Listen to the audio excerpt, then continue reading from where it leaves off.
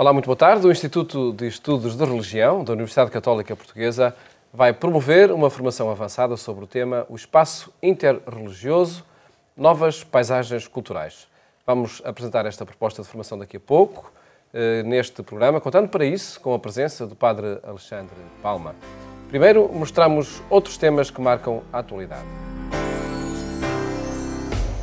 Chega hoje ao fim a primeira viagem do Papa Francisco ao Báltico, uma visita entre a memória das perseguições e a esperança no diálogo.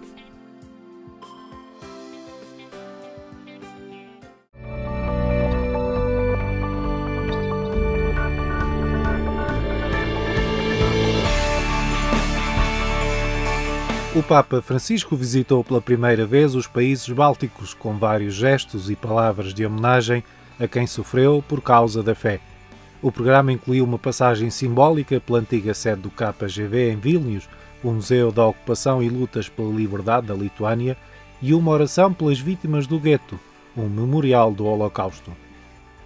Il tuo grido, Signore, non cessa di risuonare, riecheggia tra queste mura che ricordano le sofferenze vissute di tanti figli di questo popolo. A homenagem às vítimas das ocupações do século XX são momentos particularmente simbólicos.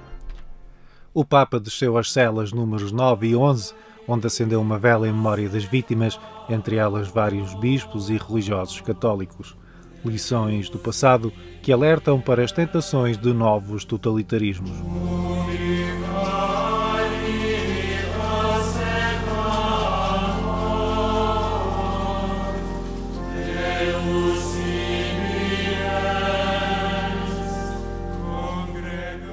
Facciamo memoria di quei tempi e chiediamo al Signore che ci faccia dono del discernimento per scoprire in tempo qualsiasi nuovo germe di quell'atteggiamento pernicioso, di qualsiasi aria che atrofizza il cuore delle generazioni che non l'hanno sperimentato e che potrebbero correre dietro quei canti di sirena. Nas celebrações do centenário da independência, o Papa participou numa homenagem no Monumento da Liberdade, onde depôs um ramo de flores. A visita de 10 horas à Letónia foi a segunda etapa da viagem aos países bálticos, num programa com cunho ecuménico e de homenagem aos que sofreram perseguições por causa da sua fé.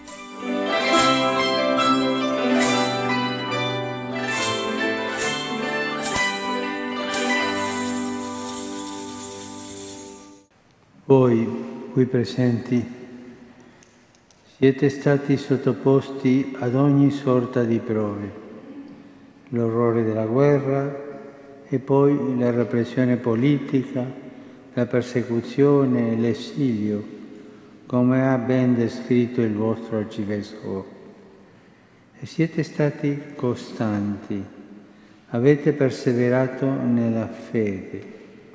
Né il regime nazista né quello sovietico hanno spento la fede nei vostri cuori e per alcuni di voi non vi hanno fatto desistere neppure dal dedicarvi alla vita sacerdotale, religiosa, a essere catechisti e a diversi servizi ecclesiali che mettevano a rischio la vita. Francisco tornou-se o segundo pontífice católico a visitar os países bálticos, que receberam São João Paulo II em 1993, pouco depois do final da ocupação soviética.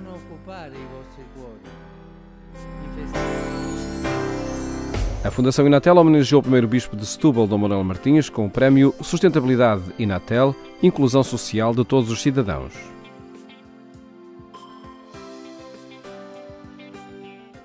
A Fundação Inatel homenageou o primeiro bispo da Diocese de Setúbal com o prémio Sustentabilidade Inatel, Inclusão Social de Todos os Cidadãos. Dom Manuel Martins faleceu há um ano, a 24 de setembro de 2017.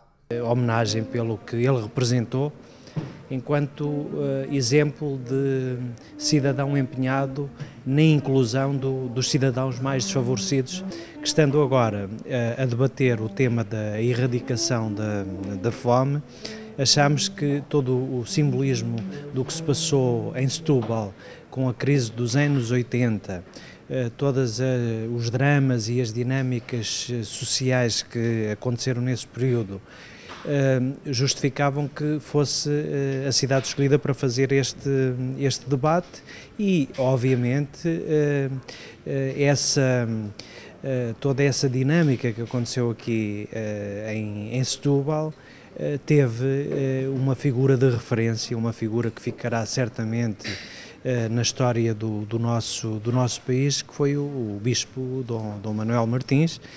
Dom Manuel Martins foi o primeiro bispo da Diocese de Setúbal entre 1975 e 1998. O prémio foi atribuído a título póstumo num debate sobre erradicar a pobreza.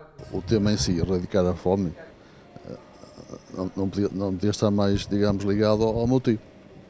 Ele, quando veio cá para Setúbal, acho que toda a gente sabe como é que foi. Quer dizer, ele entrou em fundo nesse problema da fome. Houve até várias discussões a nível político, não é? Uma homenagem é sinal de que ele está vivo para todos nós. Portanto, a mim, pessoalmente, agrada. No fim, enaltece o trabalho corajoso, trabalho de um pastor que encontrou uma igreja com as ovelhas destroçadas por uma crise sem história nesta zona de Setúbal e que se pôs ao lado do povo. Um bispo que comungou do drama destas pessoas e criou o Fundo Diocesano de Solidariedade, uma iniciativa muito importante para suavizar o sofrimento de muitas famílias. E foi graças a esse gesto profético de Dom Manuel que, então, verdadeiramente rendido, o poder governativo decidiu criar o plano de emergência. Passado poucos meses, passados uns escassos 4, 5 meses, não se anularam porque as necessidades eram tão grandes que foram ambos necessários. Dom Manuel Martins deixou um legado de atenção ao próximo e a sua memória continua bem viva em Setúbal. Compete-nos, não é simplesmente um dever de etiqueta, mas é um dever de fidelidade a esta Igreja manter viva esta memória, desenvolvê-la e, como digo, não como receita, não como cartaz simplesmente de propaganda, mas como uma pessoa que funda atitudes verdadeiramente eclesiais e verdadeiramente sociais para o compromisso desta Igreja neste território e neste país e no mundo. Um bispo que não deu receitas, mas deixou atitudes a uma igreja que continua a ser procurada pela sociedade onde está inserida. Problemas radicais, sérios, continuam a existir. O problema do desemprego continua a ser forte. O problema mesmo da fome de que hoje falávamos continua a estar muito presente na nossa sociedade. E basta ver as pessoas que acorrem aos cestos solidários, ao cabaz solidário, às cantinas solidárias, aos cuidados de saúde solidários. Um outro fator aqui, concretamente nesta sociedade de Setúbal, e daqui para o Alentejo, para baixo, o problema dos imigrantes e da justiça do tratamento destes imigrantes, para os quais não basta simplesmente acolhê-los. A Fundação Inatel está a refletir sobre os 17 Objetivos do Desenvolvimento Sustentável da Agenda 2030 das Nações Unidas. Levar esta discussão junto da população e das instituições locais para, no fundo, ter aqui um efeito multiplicador deste debate, porque uma coisa é o que está definido pelas Nações Unidas, outra coisa é a sua efetivação, e se nós não tivermos os cidadãos envolvidos nessa concretização, não conseguiremos certamente atingir esses objetivos. Sustentabilidade Inatel, inclusão social de todos os cidadãos. Uma distinção da Fundação Inatel atribuída a Dom Manuel Martins, que nos deixou aos 90 anos de idade, a 24 de setembro de 2017.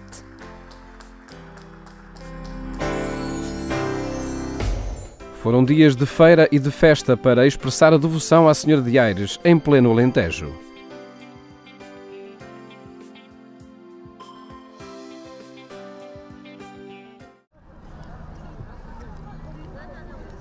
No coração do Alentejo nasceu um imponente santuário dedicado à Senhora de Aires, um culto secular que congrega milhares de pessoas na sua festa e feira em setembro.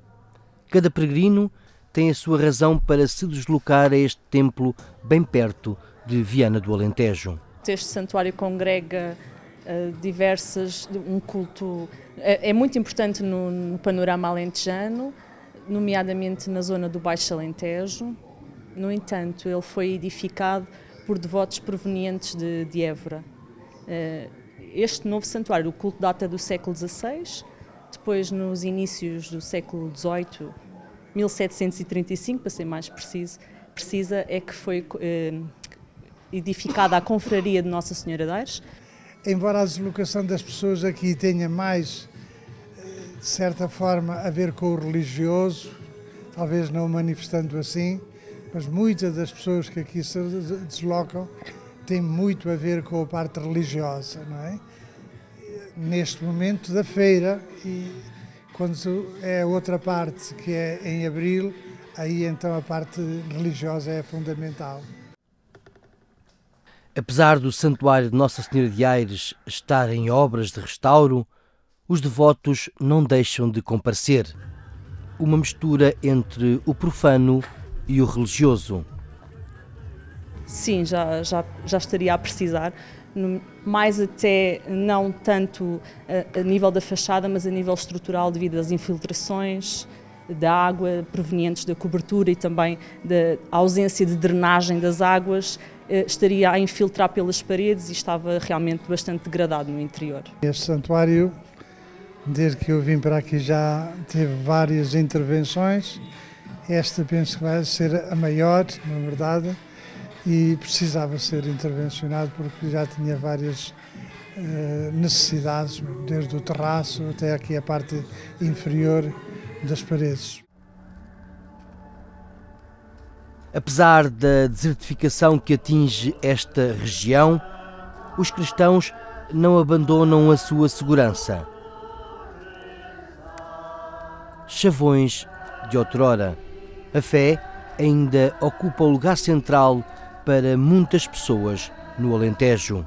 Vem aqui muita gente proveniente de vários sítios, não só do Alentejo, prestar a sua homenagem, devoção, depositar as suas velas, pagar promessas. Ainda há pouco, por acaso ali na zona onde está agora a Virgem, a Nossa Senhora de Aires, uma senhora cortou o cabelo para pagar uma promessa que tinha feito pelo filho. Nossa Senhora de Aires tem para nós uma marca muito grande, porque faz a união do Alentejo, Alto e Baixo Alentejo. É curioso que a Diocese de Beja traz aqui o seu povo em grande número e com um significado muito profundo. É um santuário que une estas terras alentejanas com uma grande ênfase. Nos últimos dias do mês de setembro, peregrinos de várias localidades do Alentejo deslocam-se ao Santuário da Senhora de Aires, em Viana do Alentejo, para lhe prestarem homenagem.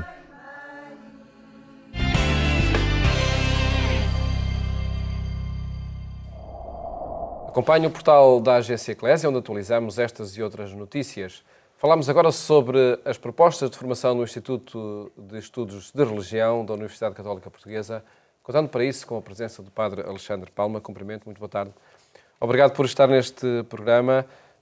O espaço interreligioso, novas paisagens culturais, o tema da próxima formação avançada. Qual é a proposta que o Instituto faz? Ora bem, em correspondência com aquilo que é, de alguma maneira, a vocação deste Instituto, que é um Instituto da Faculdade de Teologia, mas para o qual conta com várias unidades académicas da Universidade Católica Portuguesa como unidades parceiras.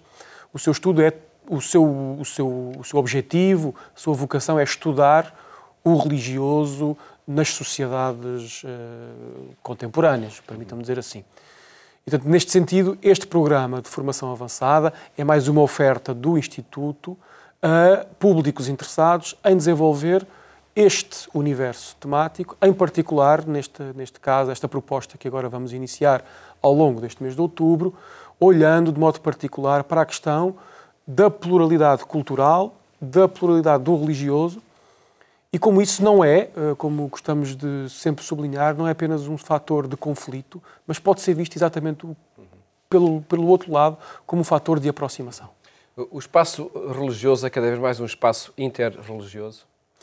Quer dizer, as nossas sociedades, à medida que elas vão, sob múltiplas formas, sendo cada vez mais plurais, isso inevitavelmente tem um refluxo sobre a forma como o religioso vai sendo assumido, vivido, manifestado nas nossas sociedades. Com reflexos imediatos no estudo do próprio evidente, ou seja, o objetivo de uma entidade académica como é o nosso é, de alguma maneira, sermos competentes a ir acompanhando esse fenómeno, que é particularmente complexo, tentando analisá-lo, acompanhá-lo, estudá-lo, interpretá-lo, percebendo uma coisa que para nós é muito cara, é que o religioso, ao contrário do que às vezes se fazia crer, ele não vem desaparecendo do espaço público, ele vem se deslocando, porventura, para outros lugares, mas ele está tão vivo como, porventura, noutras épocas. Mas estaremos a falar de duas dimensões do religioso, aquela que permanece junto de comunidades com manifestações crentes muito específicas e esta outra no âmbito mais académico. Esse é um eixo importante, ou seja, é evidente que existe um religioso relativamente institucionalizado e esse é um objeto, obviamente, de consideração da parte, repito, do Instituto de Estudos de Religião, como de qualquer outra unidade académica que trate este assunto, mas existe hoje, de facto, um religioso disseminado, às vezes desinstitucionalizado, mas que ainda assim é religioso e que também é um tópico muito interessante e muito importante de ser estudado nestes dias. Nesta formação avançada, em específico, que figura ou figuras inspiram o itinerário formativo? Bom, de alguma maneira, a grande inquietação é esta, de alguma maneira estamos a conversar.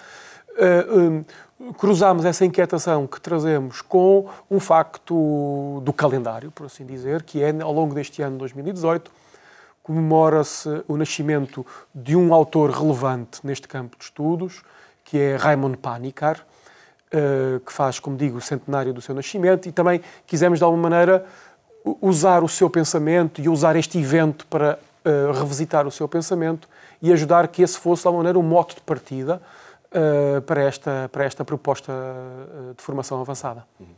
Vai desenrolar-se em quantos módulos e a partir de? Como digo, ao longo de todo o mês de outubro, esta formação avançada compõe-se da seguinte forma. Ela está prevista em 5 sessões presenciais, totalizando 10 horas o curso de regime presencial, e tem uma outra parte, 5 horas, que está assim calculado, de trabalho via uma plataforma de ensino à distância. Portanto, são 5 sessões, tem uma determinada arquitetura, sumariamente, os 2 primeiros módulos versarão exatamente sobre uma certa introdução ao pensamento interreligioso de Raimond Panikkar. Depois tem uma terceira sessão coordenada pelo professor Peter Arenberg sobre a questão do diálogo enquanto dinâmica cultural. E depois teremos 2 pequenos, diremos, laboratórios, onde de alguma maneira queremos não apenas olhar teoricamente a questão do espaço interreligioso, mas olhar até, como digo, pequenas ocorrências disso, com um investigador, Rui Fernandes, trabalhando a questão da teologia da música entre cristianismo e um autor islâmico, e também o professor Adel Cidaros, falando também das comunidades cristãs em âmbito islâmico, ou seja, cá está um espaço, neste caso mais geográfico, interreligioso, e um espaço mais temático, também ele interreligioso. O primeiro módulo, vejo no planeamento, é 2 de outubro. 2 de outubro. Agora aqui na Universidade Católica Portuguesa, no final do dia, portanto, em regime que permita a quem trabalha possa também frequentar, e todas as informações facilmente encontrarão no site do Instituto de Estudos de Religião, na Universidade Católica Portuguesa. Que também divulgamos nesta ocasião. Por aí também se encontram informações para fazer inscrições. Ou seja, a quem o curso? O curso é dirigido, bom, em primeiro lugar, à comunidade académica, a todos os estudiosos interessados por este campo de estudos, mas, obviamente, não se restringe à comunidade académica. Eu diria que todas as pessoas interessadas por um conhecimento aprofundado nestas áreas são o nosso público-alvo. Pode estender-se desde agentes culturais, a agentes da comunicação, a professores de diversas matérias, etc. Acredito que essa também esteja a ser uma experiência interessante que o Instituto desenvolve ao propor estas ações de formação e ver diante de si, os formadores verem diante de si um público muito alargado a participar. Por um lado, verificamos isso, mas, como digo, verificamos sem absoluta surpresa. Porque para nós, há muito tempo, na Universidade Católica Portuguesa, é claro que o tópico do religioso, ele é um tópico muito presente na cultura dos nossos dias. E, portanto, a boa reação que vamos tendo às nossas propostas, o bom acolhimento que vamos tendo, é apenas mais um sintoma que confirma esta nossa intuição. Sempre com respostas dadas da vossa parte no âmbito interdisciplinar? Sim, ou seja, sobretudo, em particular até o Instituto de Estudos da Religião, é ele próprio, desde a sua, sob todos os pontos de vista, desde o seu campo de estudo, estudos de religião, seja até das unidades que colaboram nas suas propostas, várias unidades, desde as ciências sociais, filosofia, etc., estudos políticos, etc., ela é logo interdisciplinar na sua própria gênese, na sua própria constituição. E acredito que também a dar um contributo mais alargado para o estudo destes temas. Padre Alexandre, muito obrigado por ter estado aqui no programa Eclésia a apresentar esta formação avançada, que inicia dia 2 de outubro, o Espaço Interreligioso, Novas Abordagens Culturais. Mais logo, acompanhe-nos também na rádio, na Antena 1, quando forem 22h45. Votos de boa tarde e até amanhã, se os quiser.